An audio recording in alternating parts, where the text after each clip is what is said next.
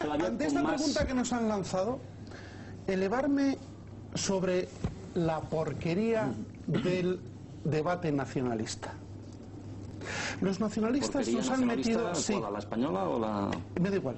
Los nacionalistas nos han metido en un debate tan imbécil que consiste en distinguir dónde pasa la frontera y qué pasa de aquí para allá. España está en crisis y es una parte de Occidente.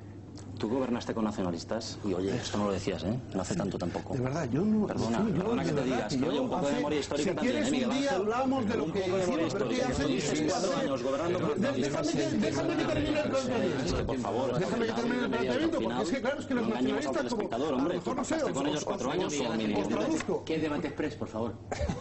Perdona que haga de moderador, ¿qué es debate express? Es que si no, es inevitable el enfrentamiento... Es el segundo, Juan Manuel también... Yo me callo, pero solo hablo 15 segundos. Venga, no. Decidme cuánto tiempo hablo y lo digo. No, que yo no te estoy diciendo eso, me hace que... Dejamos acabar el planteamiento, que no se convierta. Yo se lo digo, venga, para que no se... Pero tienes 20 segundos. 20 segundos. Venga. No puede ser que España viva de la porquería del debate nacionalista sabiendo que estamos en la crisis absoluta y que por culpa de los nacionalistas nos vamos al abismo. El debate lo generáis vosotros. Oiga, es que no me dejan ni 20 segundos. Perdone, termine. Iba a 17. Bueno, entonces 3 últimos segundos. Por favor, déjennos vivir.